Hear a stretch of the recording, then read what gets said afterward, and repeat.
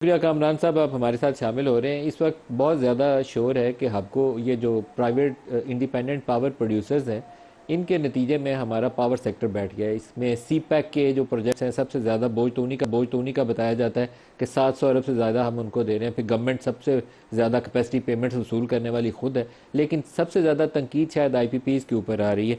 आज 5 मनसूबे सिस्टम से निकाले गए हैं, जिसमें हबको का भी एक मनसूबा शामिल है। थोड़ी सी आप इस पर रोशनी डाल दें, इसका इम्पैक्ट और ओवरऑल क्या डायरेक्शन होनी चाहिए। जी, ये आज हमने एक पब्लिक अनाउंसमेंट भी की है।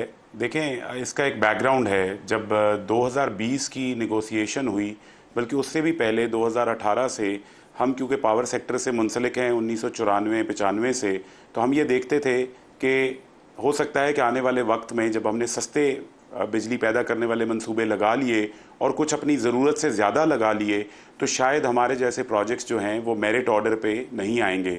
तो हमने ये उनको कहा कि इसका ऑल्टरनेट यूज़, वाटर डिसैलिनेशन, कोल कन्वर्जन कर लें, ताकि सारिफ को इसका फ़ायदा हो सके।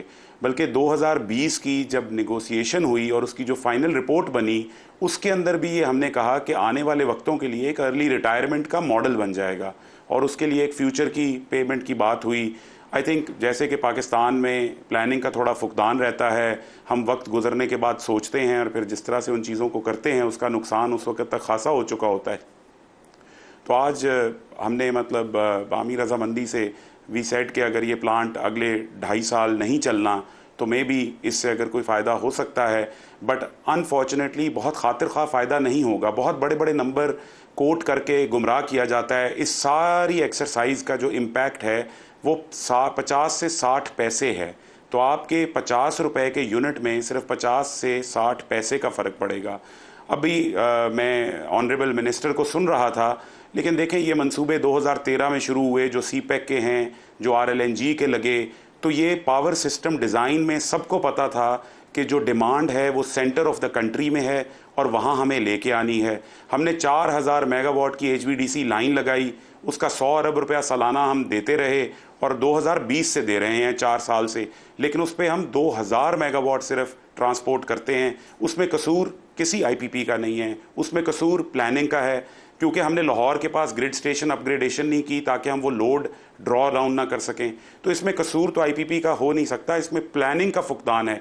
अगर हमें मंसूबे 10,000 मेगावाट चाहिए थे, हमने 17,000 लगा दिए। आज हम अर्ली रिटायरमेंट कर रहे हैं, लेकिन कल की खबर थी कि 17,000 मेगावाट और सिस्टम में आ जाएगा।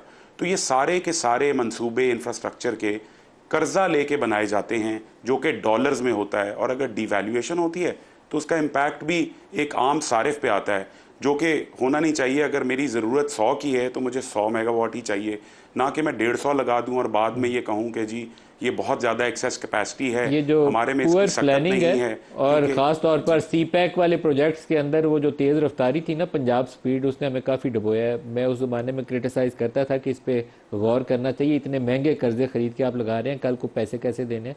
लेकिन उस वक्त वो पंजाब स्पीड सब छाई हुई थी जी, वो बात ही नहीं थे सुनते। लेकिन अब आप इस प्रोजेक्ट का क्या करेंगे जब पावर प्रोडक्शन बंद होनी है? तो आप इसको कोई कन्वर्ट कर रहे हैं किसी और यूनिट में, क्या करेंगे आप? बिजनेस मॉडल क्या होगा अब आपका?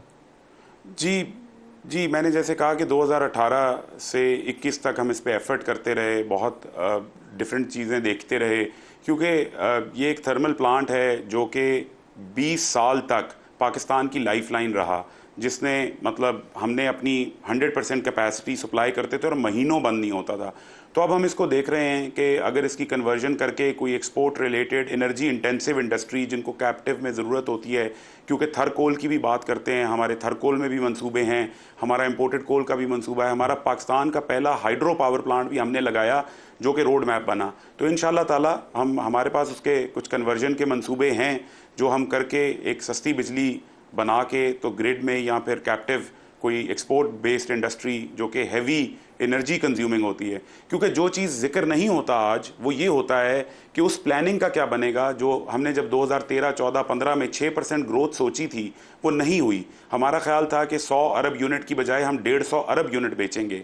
आज मैं नहीं देखता कि कोई ऐसी प्रोडक्टिव यूज़ ऑफ एनर्जी की बात हो रही है, कोई ऐसी इंडस्ट्रियलाइजेशन नहीं हो रही जो एनर्जी इंटेंसिव इंडस्ट्रीज़ हों, क्योंकि जब तक हम वो नहीं करेंगे जो आने वाले मंसूबे हैं उसकी बिजली कहाँ खपत होगी।